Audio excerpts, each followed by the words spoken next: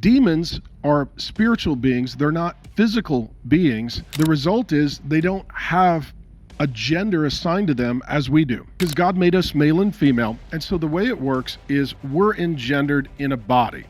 So you're born male or female, your chromosomes, your body. Demons throughout the Bible, they can appear as male or female, meaning they live on a constantly shifting gender spectrum. In addition, in the Bible, angels are never involved with human sexuality, but demons often are. And so when you see people are committing themselves to a transgender identity, they are literally declaring war on God who made them male and female, and they're adopting the demonic example, saying, we don't want to be male and female like God made us. We want to be like demons. We want to be on a gender spectrum. We want to have gender fluidity, and we want to have perverse sexuality. And this explains why Pride Month is so powerful. And it takes over corporations and entertainment. It takes over politics, because behind it, there is a demonic, powerful spiritual force at work. I'll give you a wild story. So I went on an archaeological tour of ancient Turkey. I was looking at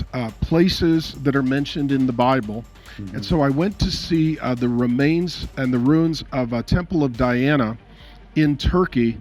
And we got there, and the guide, who was a PhD historian and was answering my questions, he said, here was the temple of Diana, and Diana was worshipped as a demonic goddess.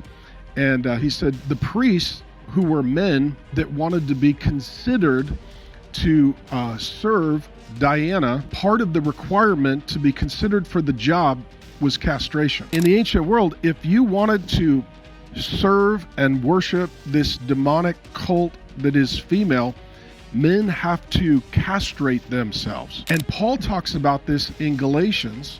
He says, if you're going to continue to defy God, why don't you just castrate yourself? He's referring to this cult of literally transgenderism, where men had to castrate themselves. And what's wild as a corollary, in the Old Testament, the male priests, they could not be a priest if they had, quote, I'm quoting the Bible, crushed testicles. So literally, to be a priest for God, you have to be a man with a set, and to worship Diana, the demon cult goddess, you have to be a man who castrates himself. Throughout the Bible, these kind of themes and threads are in there of rainbows and of gender spectrum, transgenderism, and men castrating themselves, and all of it is highly spiritual and deeply demonic.